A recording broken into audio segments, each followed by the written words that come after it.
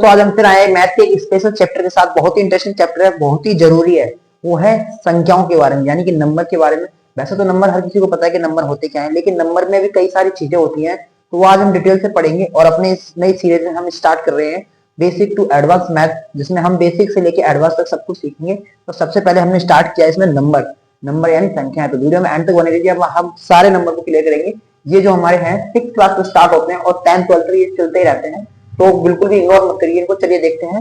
देखिए पहला है हमारा प्राकृतिक संख्या। प्राकृतिक संख्या को हम बोलते हैं नेचुरल नंबर, इसे हम एन से लिखते हैं। तो नेचुरल नंबर हमारे क्या होते हैं, देखिए जितने भी हम स्टार्ट करते हैं अपने 1 2 3 4 5 जैसे अनंत तक एंड तक चले जाते हैं, वो हमारे होते हैं नेचुरल नंबर। कोई डाउट?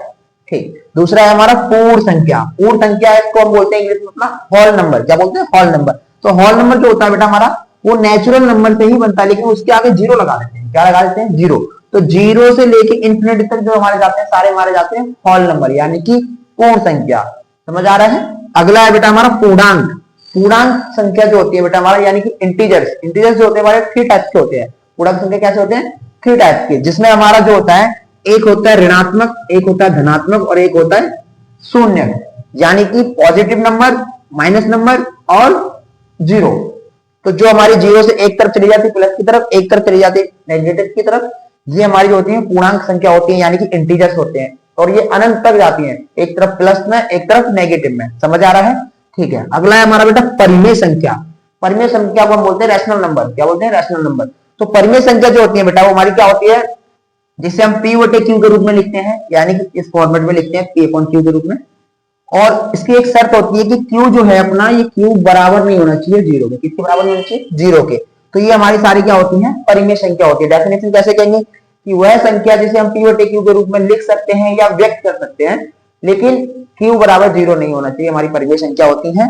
ठीक है। जैसे 2/3, 4/6, 5/6, लेकिन क्या है हमारा 4 बराबर जीरो, ये नहीं होना चाहिए, यानी बटे में जीरो नहीं होना चाहिए। समझ आ रहा है बेटा? बढ़िया। अगला देखिए, अगला है हमारा अपरिमेय संख्या। अपरिमेय संख्या को हम बोलते हैं इरेशनल नंबर। ये जो हमारी होती है बेटा, ये वो होती है जिसे हम P बटे Q के रूप में नहीं लिख सकते हैं। ये हमारी जो होती है बेटा, ये होता है √2, √3, √5, पाई। ठीक है। ऐसे ही हमारे क्या होते हैं? अपरिमेय संख्या होते हैं। समझ आ रहा है बेटा? Very good. अगला बेटा हमारा वास्तविक संख्या। क्या होता है? वास्तविक संख्या। वास्तविक संख्या को हम बोलते हैं बेटा रियल नंबर। कौन से नंबर? Real number. तो वास्तविक संख्या हमारी क्या होती है कि वे संख्याएं जिसे हम रेखा लाइन पर दर्शा सकते हैं, और ये संख्याएं परिमेय संख्या और अपरिमेय संख्या दोनों होती हैं। ये हमारी क्या होती है? वास्तविक संख्या या फिर रियल नंबर। समझ आ रहा है बेटा? अगर समझ आ रहा हो तो वीडियो को लाइक करना, चैनल को सब्सक्राइब करना, क्योंकि हमारे चैनल पे आपको जीरो से लेके हीरो तक का सारा मैथ सिखाया जाएगा। मैथ में आपके सारे डाउट क्लियर किए जाएंगे। ठीक है। अगला देखिए बेटा, अगला है हमारा सम संख्या। कौन सा बेटा?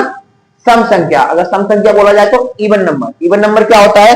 वो संख्या जो 2 से पूरी तरह से कट जाती है, यानी कि वह डिजिट जो 2 से पूरी तरह से डिवाइड हो जाए, वो हमारी क्या होगा बेटा? सम संख्या। जैसे 2, 4, 6, 8, 10, 12, 2 के हिसाब से कितना भी हमारा चला जा रहा है, सारा क्या होगा बेटा? हमारा सम संख्या या फिर इवन नंबर। Very good. अगला देखिए बेटा विषम संख्या। कौन सा? विषम संख्या। विषम संख्या जो होती है वो हमारे सम संख्या की अपोजिट होती है, यानी सम को हम इवन बोलते हैं तो विषम को क्या बोलेंगे बेटा? Odd number. क्या बोलेंगे? Odd number. तो ऑड नंबर जो होता है वह डिजिट होता है जो 2 से पूरी तरह से नहीं कटता है, यानी कि 2 से बिल्कुल डिवाइड नहीं होता है, उसमें कुछ ना कुछ रिमाइंडर बचता है, वो हमारा क्या होता है? विषम संख्या। जैसे हमारा 1, 3, 5, 7, 9, 11, 13। समझ आ रहा है? ऐसी संख्या। Very good. आगे देखिए बेटा, आगे हमारा भाज्य संख्या है। भाज्य संख्या क्या होती है? इसको इंग्लिश में बोलते हैं हम कंपोजिट नंबर। क्या बोलते हैं? Composite number. वेरी गुड बेटा। समझ आ रहा है? दोनों लैंग्वेज में बता रहा हूं, हिंदी मीडियम वालों को भी, इंग्लिश मीडियम वालों को भी। ठीक है। भाज्य संख्या को बोलते हैं कंपोजिट नंबर। तो कैसे होंगे इसकी परिभाषा देख लेते हैं एक बार।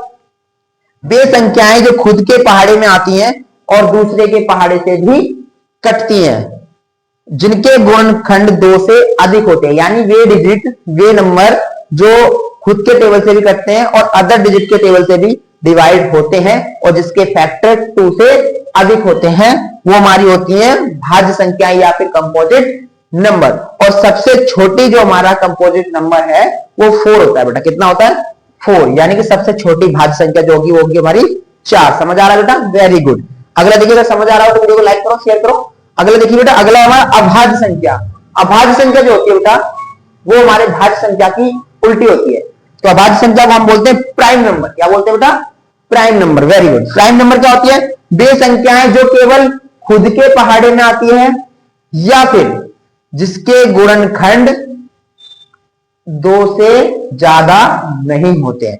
वे संख्याएं जो केवल खुद के पहाड़े में आती हैं, जिनके गुणनखंड 2 से ज्यादा नहीं होते हैं, वो हमारी क्या होती है? अभाज्य संख्याएं या फिर प्राइम नंबर। और सबसे छोटा जो हमारा भाज्य संख्या होती है वो हमारा होता है 2, क्योंकि 2 या तो खुद के टेबल में आता है या फिर 1 से घटता है। समझ में आ रहा है? और इसके जो गुणनखंड होंगे यानी फैक्टर होंगे वो सिर्फ 2 होंगे। तो ये हमारी सबसे छोटी होगी अभाज्य संख्या। तो बेटा उम्मीद करता हूं आपको ये वीडियो समझ में आई होगी, इंटरेस्टिंग लगी होगी। इंटरेस्टिंग लगी तो लाइक करो, सब्सक्राइब करो चैनल को, ताकि ऐसे ही नई नई वीडियो आपको मिलती रहे। और बेटा हमारे चैनल पर बने रहिए, डेली आपको मैथ की सीरीज मिलेगी वे सिक्स टू हीरो। तो ये देखिए, इसका स्क्रीनशॉट ले लीजिए ताकि आप कभी ना भूले। उम्मीद करता हूँ ये आपको हमेशा याद रहेगा। मिलते हैं नेक्स्ट वीडियो में। जय हिंद।